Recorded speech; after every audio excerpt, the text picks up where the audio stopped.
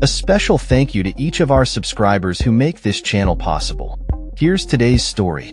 On August 24th, 2025, Ukraine marked its Independence Day with a poignant ceremony in Kyiv, underscored by the ongoing conflict with Russia that has claimed tens of thousands of lives. Ukrainian President Volodymyr Zelensky addressed a crowd, reaffirming the nation's commitment to fight against Russian aggression, stating that his calls for peace have been ignored by Moscow. This year's celebrations come 3.5 years into a war that has seen almost 1/5 of Ukraine occupied by Russian forces. The atmosphere was one of resilience and determination, as President Zelensky declared, Ukraine will certainly not lose this conflict.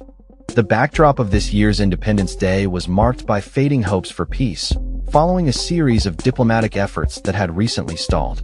Just days prior, Russian officials dismissed any immediate plans for a meeting between President Vladimir Putin and Zelensky, despite attempts by U.S. President Donald Trump to broker a summit.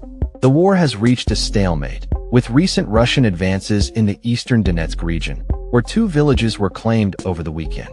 In response to these developments, Ukraine launched drone attacks on Russian territory, including a notable incident where a drone was shot down over the Kursk nuclear power plant, igniting a fire that was quickly extinguished without casualties.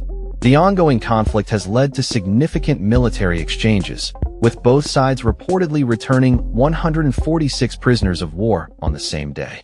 Zelensky emphasized Ukraine's strength in his Independence Day address, stating, "This is how Ukraine strikes when its calls for peace are ignored." He highlighted the support from the US and Europe, asserting that while Ukraine has not yet fully won the war, it will not lose. The president also expressed gratitude for the presence of international leaders, including U.S. Special Envoy Keith Kellogg and Canadian Prime Minister Mark Carney, who attended the celebrations and reaffirmed their support for Ukraine. Prime Minister Carney called for a just and lasting peace for Ukraine, emphasizing that it is not for Russia to dictate Ukraine's future security arrangements. He stated, "It's the choice of Ukraine and the decisions of the partners." Zelensky echoed this sentiment, noting the importance of foreign troop presence after the conflict concludes.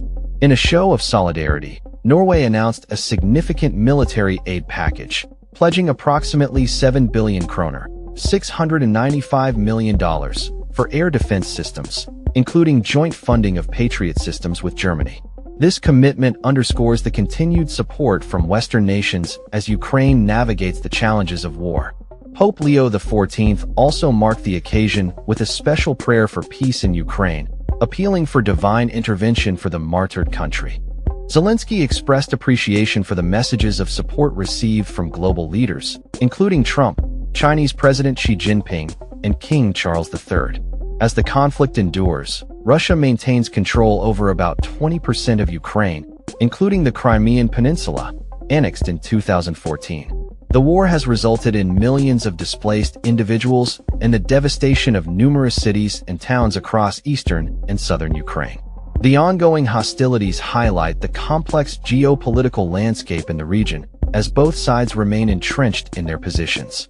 With no immediate resolution in sight, Ukraine's Independence Day serves as a reminder of the resilience and spirit of a nation fighting for its sovereignty and independence in the face of adversity. Zelensky's defiant message resonates as a pledge to continue the struggle for peace and autonomy, despite the challenges ahead. That's all for this story.